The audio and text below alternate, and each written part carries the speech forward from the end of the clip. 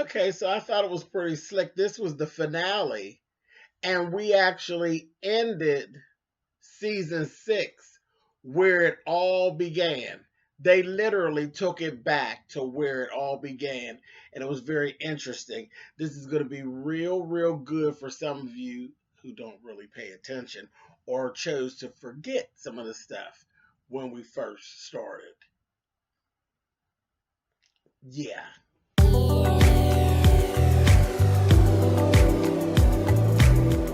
And I'm like, come on through, Cookie. I'm going up on my soapbox. That's basically it. Let's talk about drag and all its forms.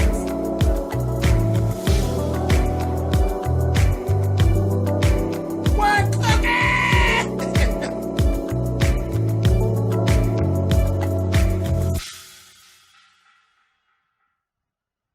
Hey guys, thanks so much for clicking on the video. This is my review for Married to Medicine Season 6, Episode 15, and this actually is the season finale. As I said, they took it literally back to where it all began. This whole story, this whole show began at a party at Mariah's house that she actually called Doctors on Deck party. And it's actually, this is what they're doing again. They haven't done it in 5 years. So year 6, we're doing Doctors on Deck again. And it is what it is. They're bringing it all the way back. And I'm going to talk about it as we go forward anyway. But let's go right in the beginning here. And and I have to say, as far as finales go, tired. This was tired. This was the most lackluster finale that they've ever had on Married to Medicine. It just didn't say season finale at all. It just was like, yeah, okay, whatever. It felt more like a filler episode, but whatever, that's cool. I mean, you can't hit it all the time. You know, if they missed the mark one time, so what? No big deal. Still a huge fan. But they start right off. They show everybody actually checking on Aiden and Mariah, except for Quad. I know y'all clocked that. There were text messages. There were phone call. Everybody did something except for Quad. They showed. I don't know if she did something or not, but they showed everybody except for Quad. And the last one was Toya calling on the phone. And Toya asked her, "Do you want me to come over? And do you want me and Eugene to come over and visit?" She told her no. If something happens, I'll call you. And all in all, what I saw, like I said, I would speak on it more because I said what's really going on. We seen the masks and there was like this urgency. And like I said before, yes, I know that meningitis, there are a whole lot of different like strains and pieces to meningitis, and it could be very, very simple or it could be very, very serious. So I was wondering about the urgency that we were actually seeing last week. There was like this whole urgency, and I know Contessa spoke about meningitis as a whole as she went to the far end of the pool, where yes, it could cause blindness, yes, it could cause death, it could do all these things. And like I said, I already read up on viral meningitis, and it was viral meningitis that Aiden actually got, and they actually clarified that he probably had caught it from a patient. It wasn't on that serious side. He basically, from what it said, he basically had like a flu, a really bad flu, or a really bad. He contracted a really bad virus, like a viral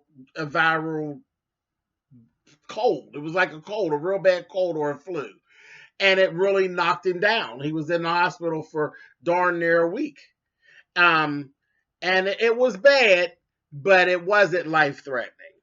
It was bad. It was not life threatening. So I was like, okay, that urgency that they were doing, it made me a little nervous. And then it made me like say, well, wait a minute, what's going on? Because he was just fine a minute ago.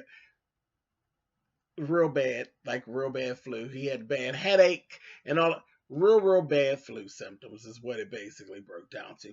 But it's cool.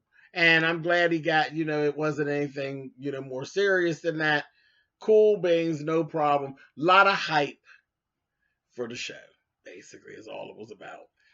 Cecil and Simone and their counseling online over Skype. Mess. Um, and then we actually got the insight. She literally asked Cecil not to go out with Tammy for his birthday last year. He was supposed to go out with Tammy to celebrate his birthday. Simone asked him not to go. Simone played her hand and she lost, is what she did. She was playing a bad hand of poker. And she asked Cecil, don't go out. She gave him an ultimatum. If you go out, don't fucking come back. And Cecil called her fucking bluff. And he went on out with Tammy. And 2 days later, she filed for divorce. She gambled and she lost, is all that happened. And she said, she had all these excuses. And I was saying, and you've been married for what, 17 years? Seemed pretty petty, seemed pretty trivial. I understand there's still some more that I want to know about this Tammy situation as it pertains to Simone. Simone, you tell us. Do you feel like Cecil fucked Tammy at one point? Because that's what I get. I get that somewhere in Simone's mind, she believes that Tammy is a threat. He keeps saying that she is, oh, that's just my good friend, this, that, thing, and the other. Something else. There's something else that is not being said. Either, I don't know, did you see them in contact, or did you mention her name and his dick got harder? Something happened that has you up in arms when it pertains to Tammy. And I mean, it's kind of like a rough thing. You're saying, oh, my uncle was sick. My uncle was fighting for his life, but y'all hadn't got up and got no car or got on no plane going to the uncle to be by the uncle's side. So I didn't understand what the whole big gamble of you're not going out with her and it's your birthday. You're not going out with her. This is going on with my uncle and this, that thing and all of that. It wasn't of such urgency that you got up and went to the uncle. So it's fine for him. I just didn't understand he couldn't go out and eat dinner for a couple hours with his best friend, who you claim is she's not a threat. She's just a best friend. You pulled rank. It didn't work. You filed for divorce and that shit didn't work either. It's like you've been throwing this temper tantrum and ain't nobody fucking paying no attention. Not for real, for real. And you ain't went nowhere. It seems that it was just all pretty useless. Like you just made yourself miserable. And that whole thing, it's crazy. And I ain't saying that Cecil's all correct in his behavior, but you really seem to me, Simone, either for what you're showing us, what you've showed us, you put 20 on 10. Now, if there's more, then say there's more. I have a sneaking suspicion that there's more. Or you believe that there's more. If you think that Cecil put his dick in Tammy, say that. Say that. See, because this is the problem with Quad and Gregory. All year we sat around and we listened, and it looked like Quad wasn't doing that but putting 20 on 10, throwing rocks at a glass house. She was doing all that kind of shit, is what it looked like. But there was some real shit going down over at Quad's house, but nothing was said. She was covering it up. She was hiding it. She was caping for Gregory all that time. And we were thinking she was losing her fucking mind until she actually came out and said what the problem was. We're like, girl, come on. Seriously? All of this because the motherfucker don't want to take out the garbage? But it was so much more than that, but she wasn't saying it. So that's kind of where I'm at with Simone. I don't know how to feel about this shit. But at this point, what you're showing us, it looks like you're putting 20 on 10. And until you tell me some more, then that's just, I'm gonna have to say, girl, you was overdoing it. You was overplaying your poker hand and you lost. So I don't know. But I'm glad they cool and they done worked it out. Last we know he was great to bang her, so that was cool. Um Contessa and Heavenly went down to the sister circle and actually sat in on a taping. That was nice. That was cool. Nothing, nothing really eventful. It was cool. Um, Dr. Jackie and Curtis have decided they looked for a house in that, and they were making some compromises, and they really couldn't come together on anything. What they decided, they are going to build. They're going to build a house, and I said, well, that's cool. And it's kind of the best of both things. They pick their land where they want to be. Ain't no argument. And it was really pretty much Jackie. Jackie said, this is what I want. This is what I'm getting. And Curtis just kind of fell in line finally. That's fine. That's fine. I'm fine with that. It's cool. So she's building a house. And then she said, I borrowed this from Toya. I think I would love to have me one of them 2-story closets. You get ready to lose your friend. You're getting ready to lose your fucking friend. I promise you, whenever they come back and they be done built that house and she got that 2-story closet, Toya gonna be madder than a goddamn black rattlesnake because she don't have a 2-story closet. Part of her closet got a motherfucking air conditioner in it and a furnace. So, Toya's old hateful, jealous ass, she'll be mad as hell. You stole her idea, Jackie, you bitch. So I just laughed. I said, oh, I bet Jackie's closet is going to be flawless. And Jackie got all the shit to fill it up. It's going to be flawless, but Toya going to be mad as hell. She might start speaking to you for a little bit. That'll be interesting to see. Anyway, so Mariah had thought about not doing the party with all the stuff that had gone on with Aiden in the hospital and all that. But then she said, you know what? This is the best thing to actually give it. And it now has even more purpose because he's actually on deck. And she was so afraid.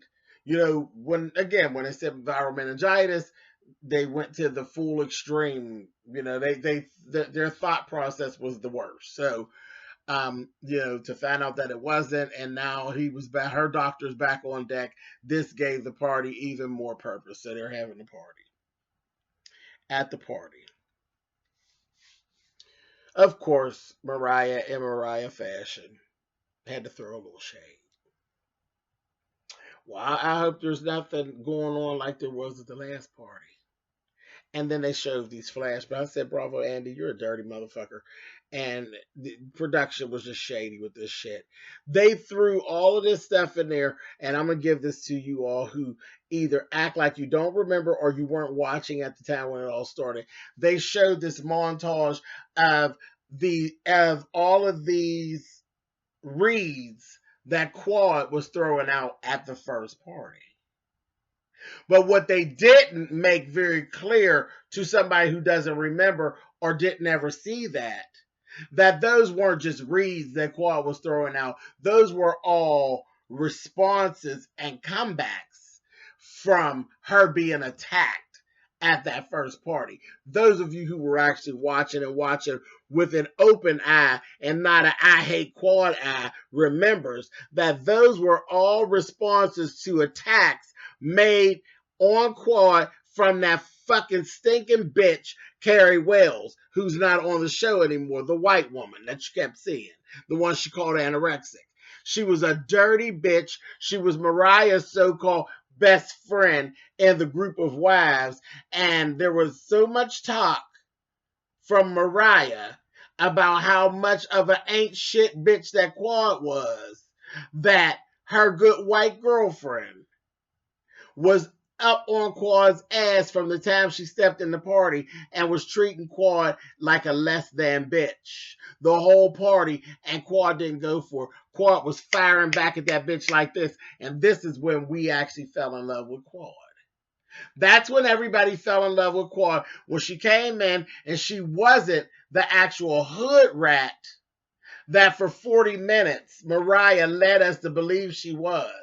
40 minutes she led us to believe she wasn't shit. And then we found, oh, this bitch was just as pulled up.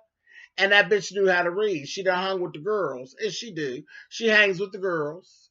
She has a lot of queen friends. And she knows how to conduct herself, and she knows how to use her tongue in the proper way, and more of just that, more than just that. Oh, Miss Quad, she got it, all that shit used to get on my nerves. I couldn't stand the camaraderie between Mariah and Quad. They got on my nerves. They were doing that. That's what it sounded like to me when the two of them got together. She got it, and all that old dumb shit. I ain't never thought that shit was cute. That shit, I didn't care for all that. I was like, ugh, them two's getting on my nerves. They acted like Laurel and fucking Hardy. That's how I felt about them, like the two magpies, or just two friends that they just was on my nerves. They acted like a black version of Laverne and Shirley. I said, if these two bitches don't go sit down somewhere. But when it all broke out, we got to see who Mariah really was, and then we saw who Quad actually was, and she knew how to handle herself, and she wasn't just a hood rat, nothing ass bitch. Then we fell in love with Quad. It was what it was. So that's what had happened in the beginning, and this was the dirty game that production and Bravo Andy and whoever else did the editing for this part. They playing dirty. Like Quad had started trouble at the last party. She didn't. All she did was defend herself at the last party. So y'all get in the comments and tell me, do you remember? And if you don't, feel free to apologize about all that bullshit you've been talking this whole season and for the last 5 seasons. Anyway, moving on. Mariah came out there flirting with the damn singer. I was cracking up laughing. Remember, she was laughing when she first met him the last time when he was at was it at Dr. Jared's house? And she met the singer. She's over there laughing and smiling, kee and she was down there flirting with him this time. Just flirt. It was innocent though, flirting, and it was cute. And then later on, you sing "Shoot Lucy" at the party, baby. Talking about, is somebody gonna introduce me to the singer? I said, well, look at Shoot Lucy, how they try to get her groove on. I said, girl, if you don't get somewhere and sit down, baby, she'd have put that cane down, and Shoot Lucy was feeling herself. I said, look at her, baby. She said, I'm feeling myself. I'm feeling myself. I said, go on, Shoot Lucy. She was acting nice. She's acting nice. She looked nice and everything. She really did. I said, go ahead, Shoot Lucy. She wasn't starting up too much trouble. She was over there at Damon. Said Damon, she don't like Heavenly, but she was over there at Damon, told you my boy. I said, watch her. Watch her, Damon. Watch her. She'll suck the life right out of you. Watch her. She was a bit flirty, I thought, with Damon. And in the interim, we've heard this little thing where Mariah saying that Damon tried it with Lucy. It looked more like Lucy being fresh with Damon to me, but whatever. He wasn't paying her old ass no attention. It was cute. Girl, get your life, Shoot Lucy, girl. Girl, you there, but you ain't dead, girl. But she's doing good. She look good. Because even with y'all know I ain't crazy about Shoot Lucy, I ain't crazy about Mariah. I'm glad to see that she's doing a lot better. I'm glad to see that she's off her cane and she's back to her old self. She groovy as hell. She groovy as hell. She did look nice, and she was flirting around the party and being messy like Shoot Lucy. That's how I gave her that name, Shoot Lucy. She messy, and she was back to being herself. So I'm glad of that. I'm glad that she got her health and she cool. And she wasn't starting no shit with it, nobody with no purse or nothing. Toya, you a miserable motherfucking bitch. Walking around that party. Miserable as hell. I said, look at her. Just fucking unhappy. You're unhappy. Contessa came in. As soon as Contessa came in, you just unhappy, bitch. I said, look at her. Just miserable. It's just written all over her. I said, you a miserable bitch. You need to go on home. And then, Contessa, God damn it, Contessa. Girl, DM me. Because I'm about sick of this now. You keep on showing up with badass dresses and bitch that bra. You don't know how to wear these new titties. Them new titties you got, or you don't need no bra, Contessa. If you're not going to buy the right bra, then just don't wear none at all. You paid enough money and you went through enough trials, tribulations, pain, and suffering to be able to wear your titties out without no bra. Your titties will sit up. Gown was bad as shit she had on. Bad as shit. But that black bra about drove me to run the fuck on out of here. I said, bitch, if I see you one more time with a bra showing, I'm going to take you in the corner and shake you my goddamn self, G.I. Jane. Now that's enough. That's enough with the bra shit. Take the motherfucker off. You don't even need it. You look fabulous other than that dumbass bra. Ooh, that bra was driving me crazy. But her presence and her having a good time just was eating Toya's ass up. And Toya, I am settled. Toya has gained weight and she don't know how to deal with nor dress this new body that she has. And you don't look bad, Toya. You really don't look bad. You've picked up weight. So what? Baby, you got 2 kids. You have 2 kids. You're all right. And you're getting older every day. You're okay. It's okay not to be a stick figure. You look good. It's fine. It's fine. Just take some time and learn how to dress the new body. Stop walking around so fucking miserable. Because you're miserable. She literally sat there trying to make Eugene mad and not like Contessa. She called you fat. No, she didn't. She never called Eugene fat. She called you a fat bitch. She didn't read Eugene. She read you. She said y'all have the same BMI. You keep talking to him about his weight, y'all got the same BMI. She ain't said nothing about Eugene. She's calling you a fat whore. And you know it. And you sat up there with that. You didn't need to do that. That was shady. That was very shady. But anyway. So that was basically it. And then, we had the whole kumbaya moment, and Mariah and Heavenly were being real fake with each other, and everything was fine. That's fine. If they like it, I love it. It was fine. It was very peaceful. The guys were all at peace. Very uneventful. Very nice party was gorgeous. Party was gorgeous. Mariah, bitch, you threw a party. The party was gorgeous. It was absolutely gorgeous, and it went off without a hitch. It went off without a hitch. It was fine, and it was cool. But all in all, your all's finale was tired. It was tired. It wasn't, it was very uneventful for it to be a finale, but cool nonetheless. Now, listen here, you all. 3 weeks. 3 weeks. Now I don't know how this is going to play out because Andy and down there to the Bravo they be playing around with us Friday, Saturday, and Sunday. We don't know where the girls are going to be at. Hopefully they'll keep a schedule and we'll watch it every Friday for the next 3 weeks. But the reunion is coming. The reunion is coming, and I'm not even going to go into all. There's a whole lot that's going to come out during this reunion, and a lot of opinions about some things I think is going to change. As we go forward. I'm not even going to go start speaking on it, but I see some things that I know are going to make me real. I'm going to spend a lot of time on my soapbox for the next 3 weeks, I believe. And goddamn, the fashions, I gotta hold it. I'm gonna hold it. I'm gonna hold on to it. I'm gonna hold on to it. But yeah, I'm gonna hold it. I'm gonna hold it. But y'all just need to know I'm gonna read Mariah, because if that look is what it was from the beginning all the way to the end, goddamn, she need to go ahead and audition for the next season of American Horror Story, because she definitely looked like she's part of the coven. Anyway, but I'm gonna leave it alone until next week. I'll see y'all there.